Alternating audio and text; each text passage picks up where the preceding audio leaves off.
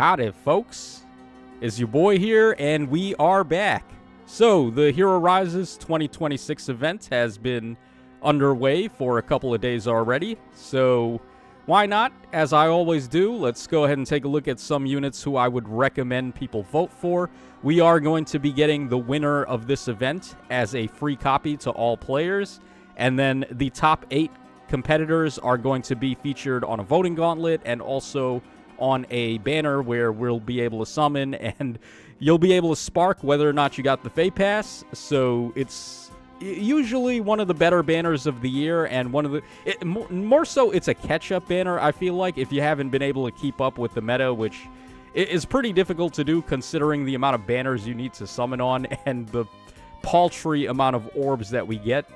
But here we go. I've gone ahead and compiled a list of characters that I think are the standouts. So, of course, at the very top, we have the Emblem tier with all of the relevant Emblem heroes. I tried to cut some of the fat out, for example, like Marth and Ike and Celica, for example, which are units that you won't really be using anymore because they're just not cut out for the current meta.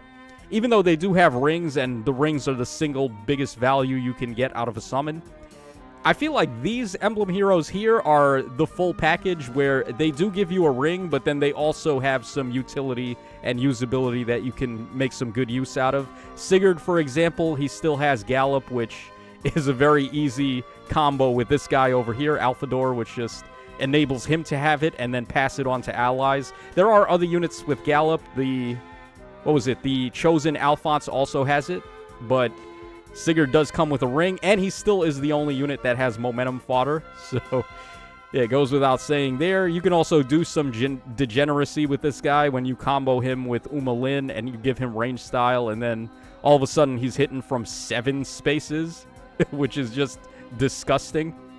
Okay, then of course we have Emblem Lin, who hits from 6 spaces away, and then her ring can allow someone to hit from 5 spaces away. I feel like this is aged a little better than the Celica ring, where nowadays we have terrain like from Emblem Corrin, who just gives anybody the Vein Tiles, or the Vine Tiles, which makes it hard for units to warp in. Just hitting from your standing position is a little bit easier to do. You can avoid traps and obstacles and all that. So the Lin ring, I think, is a little better than the Celica ring. Also, Lin being able to hit from 6 spaces away, regardless of whether or not Lin is any good anymore, doesn't really matter, because if you have a unit that can hit from that far away without moving, that is always going to be a useful ability. You'll always find a unit that she can snipe, and she's just always going to be a threat until further notice. So then we have the Erica ring, which is also very good. Gives any unit you want brave attacking, which can swing a lot of matchups in your favor. And then she herself is still a pretty competent unit. You give her the Sigurd ring, and then she can move 4 spaces. And with her range style, she can hit from 2. So she's still pretty useful. Obviously, Micaiah herself as a unit is actually a little bit better than her ring, I would say. But her ring is still very good too, because particularly for Aether Raid's defense teams, it's a great way to extend range on units that have unmitigated warping.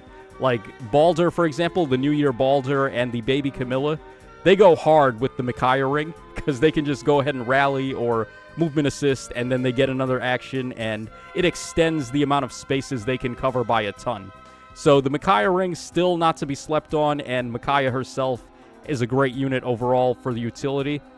And then Corrin, of course, her ring is just bananas. I still would say she has the best ring in the game because the terrain tiles are just way too dominant, and it feels like it has been the most meta-shaping out of all of them. So that's already good, and then Corrin is just a armored unit that you can use. She has pair-up fodder, which is great as well. So no shortage of reasons why Corrin is a good vote.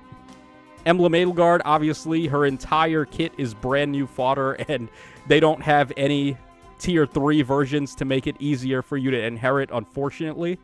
So just out of the box, her kit is very valuable for fodder. And then Edelgard, of course, herself is very good too, because she has 3 actions potentially with her special. She has pretty good damage. She's definitely the most damaging multi-action unit that we have at the moment. So that's pretty good. And then also, of course, her ring gives a Gale Force for free to any one of your choice, such as Baldur and Camilla, who are still the most dominant offensive threats, I would say. And then Emblem Byleth, who just recently came out. He does have a little bit of recency bias, considering that he's the newest hot new Emblem ring on the block. So most people probably don't have him yet. And his banner is still up. You still have chances to get him. But if you haven't been able to get him, then you will be able to get your chance. He has okay fodder. His C skill, I think, is pretty interesting. And it actually can work out pretty well on a lot more units than you would imagine. But the main selling point to him, of course, is that he turns anyone into a dancer, and he himself is able to double dance on the same turn. So we haven't really had a dancer with that sort of ability yet. It's common in the games, though. We have multi-dance units in the games, like Racing, for example, the FE4 dancers and stuff like that. They can dance multiple units at a time, but we haven't really had that in Fae yet until this Byleth came out. So, yeah, there you guys go for the Emblem heroes. The Legendary and Mythic heroes, I gotta say, Elise by far is the current option you want to vote for. Her range style, her, what is it called? Freeze style? Is one of the most busted abilities in the entire game. It gives you so much control. It's so impactful in Aether Raid's offense, where I damn near feel like if you've got Elise on the team, you're not going to lose in AR offense. So defense, once again, is on the back burner, and who knows if it's ever going to survive ever again. Elise just counters all the save units. She counters all the terrain tiles. It's insane, man. So this unit, I would say, has very high value. Valley, obviously, pretty decent defense mythic hero, and the fact that you got to burn 2 actions to get rid of her, not necessarily always, but you could just leave her or body block her if she doesn't have pass. So, like, it's not that big of a concern, but she still can be annoying, so she is there, and she does have that uplift C skill, which is great fodder. Alphador, pretty easy. We mentioned him earlier with Sigurd, but he's just the craziest smite bot in the game, while also giving all the bonuses on the map to an ally, which is nuts. Heimdallr, very annoying unit with her Foresight Snare. She also has Stall. I feel like the Stall is more of a detriment on her than the Foresight Snare, actually, because a lot of my units are getting +1 movement. Like for the Sigurd Ring, for example, you put that on somebody, and now they're susceptible to Stall. So, yeah, Heimdallr, very annoying unit. Lin, turning anyone into a ranged unit. Obviously, that's broken as hell.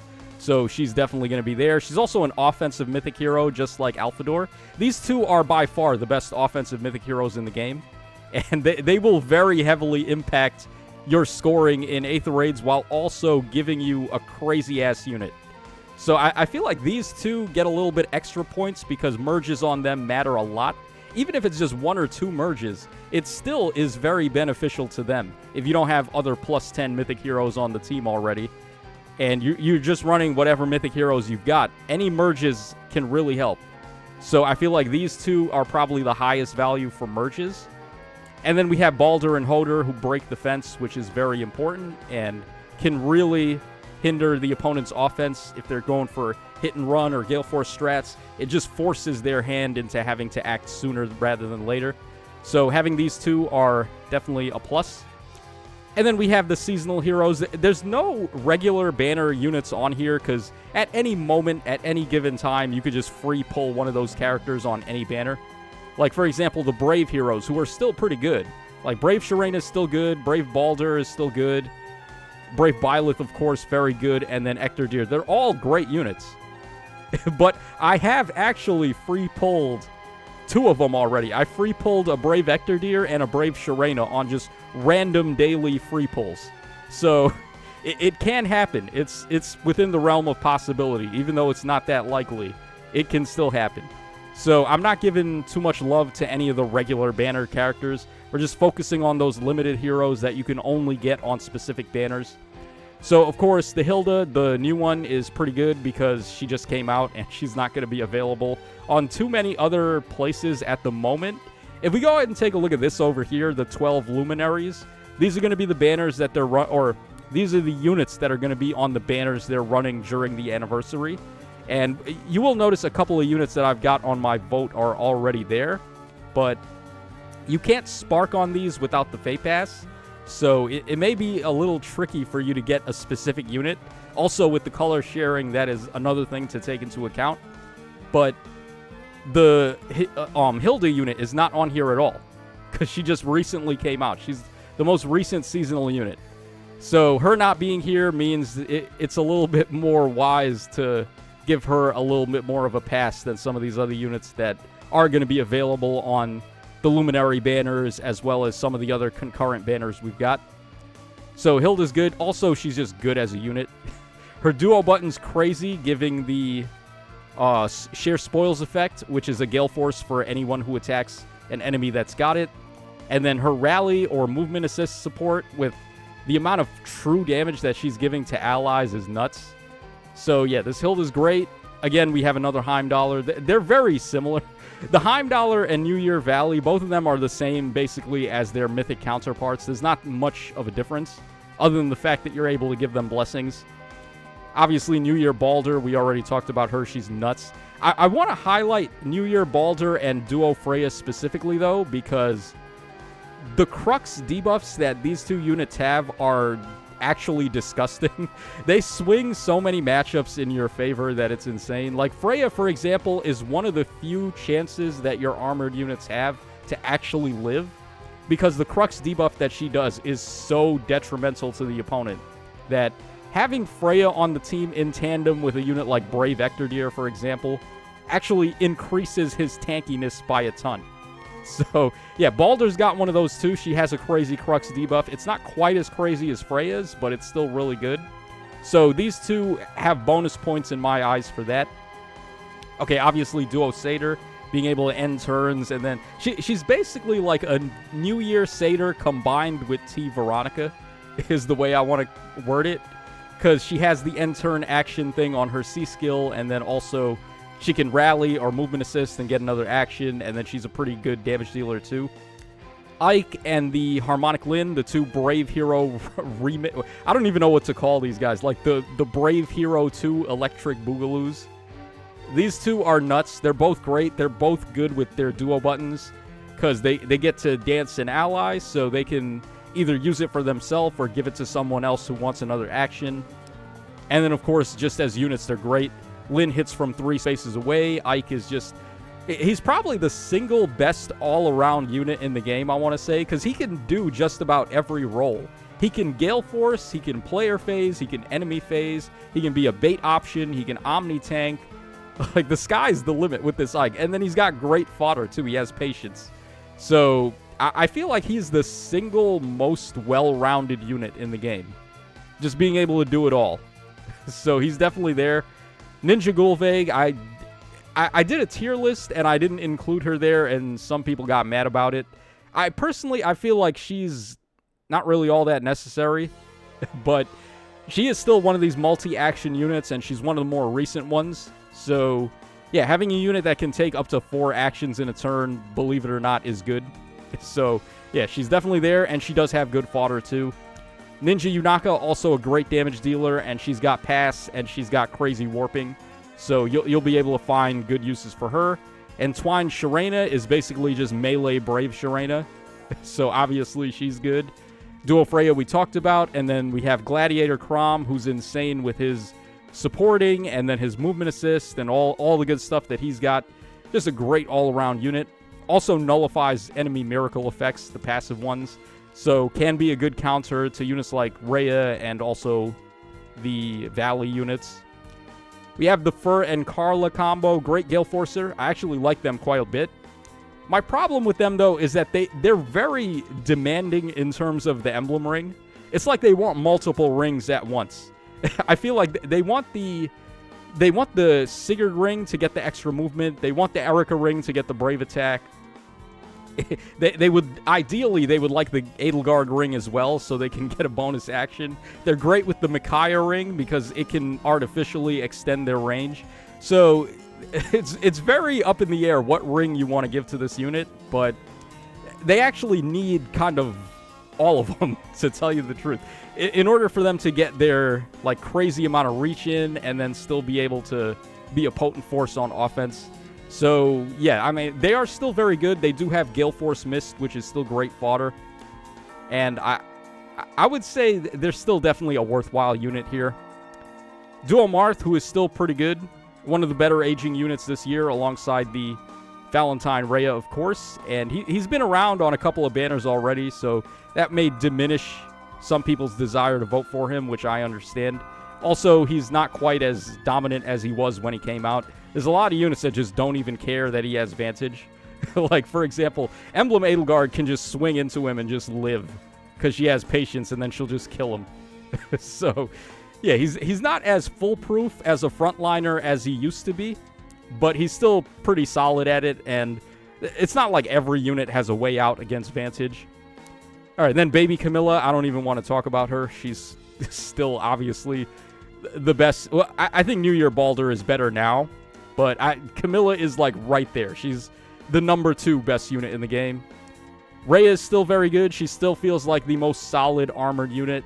Her Drive Miracle is great, even though we have a lot of ways to counter it now, and her being able to give drive bonuses as opposed to start a turn bonuses like some of the other armored units do is very underrated, because there are units that will swing that against you. So I do like that Rhea is able to do that. And then, of course, we have the Winter Alfred, who's another great armored unit. He gives Hardy Bearing support to allies, which is good. One of the few ways that we have to get Hardy Bearing on multiple units, and Hardy Bearing is a very coveted ability. So, yeah, he's definitely up there, and he does have good fodder as well. So, yeah, any selection, any combo of these characters, I think would be perfectly fine on the banner. I'm just going to go ahead and choose 8 right now and call it a day. Let's say those are the 8 I would say have the most value. Let's go ahead and grab the Emblem Edelgard and the Emblem Byleth unit. Let's go ahead and definitely grab Legendary Elise there. I'm going to also go for Baldur and Freya. I think these two, like I mentioned earlier with their Crux debuffs, that's just like so disgusting. And it's one of the biggest matchup swingers in the game right now. And then we need how many more? 3 more? Let's see here. I would put Camilla in there just because she's like still one of the most dominant units, but she has been around for a lot longer than a lot of these other units. So it's more likely that people have her, I want to say. I feel like we should definitely grab Alphador and Umalin, though, because like I mentioned earlier, any amount of merges on them helps. It's not like a legendary hero where they must be at plus 10 to actually have their merges matter, so you can run them in arena. Like, the mythic heroes are a little more lenient with that, where even at plus 5, that's still going to help you score 5 extra points in every match that you do, which is a big deal. So, like, getting merges on them, I think, is still very important. And that gives us a total of 7. Let's just grab one more unit. Who do we think is the most valuable unit? I kind of want to grab Emblem Corrin, honestly. Because, like I said, she does still feel like she was the most meta-defining release of the year. With the amount of terrain that she gives, like, both off the ring and herself, it's just so crazy, man. She literally turned the game into terrain meta. I feel like we have to give it to her. And she is an Emblem hero, of course, which are some of the more important units to pull. So, yeah, that's pretty much it. I would say these 8, I would say, are the most standout. The other ones are available on Luminary banners, or they will be available more frequently on future banners. It's hard to spark for some of these units, because a lot of them are only for Feh Pass sparkers. But it is what it is. And before we get out of here, I just also wanted to quickly take a look at Joel's list, because he put his out before the Feh channel. Oh, how have we not liked this video? By the way, guys, like and subscribe to Joel. He's killing it with the Feh content. So we got here Alphador, Legendary Elise, and then New Year Baldur. Can't argue with that as his tier 0. It's very obvious how good these units are. Then in tier 1, he's got Byleth, Freya, Edelgard, and Erica still. It is true the Erica ring is like one of the bigger matchup swinger rings for your melee units. So that is good, but I feel like some units can get away without it. Like Baby Camilla, for example, she already hits so hard with the way her true damage scales up that her having a brave attack can be redundant in some cases. So you may just want to give her like the Edelgard ring, give her an extra action or something like that. And then a lot of other units just naturally have brave attacking now, like Balder, for example. Then he's got Micaiah, Corrin, and Ike in Tier 2, which, again, I don't have any complaints with. Then in Tier 3, we have Chosen Alphonse, who I personally didn't give that much love to that guy, but yeah, he could totally be in here. He does have good fodder. He is a good unit. Overall, he's just good. He has Gallop just like Sigurd, so he combos well with Alphador. New Year Heimdallr, and then Gladiator Crom, of course. And then he's got Hilda all the way at the bottom, and then Attuned Ryoma. I'm not really too huge of a fan of the Attuned and Rearmed heroes anymore because of the way that passive skill power creep has been escalating to an ungodly degree. It's impossible to keep up anymore. Even if you're keeping up with the Rearmed and Attuned heroes and summoning them, the odds of keeping up with fodder are just impossible now when so many skills just get power crept within the month. It's impossible for you to like bank on a fodder skill and expect it to pay dividends in the future. It just doesn't happen anymore. It's not like back in the day when you would get a copy of Guidance 4, Soaring Guidance, Kanto Curb, and you're set for life. That's not how the game works anymore.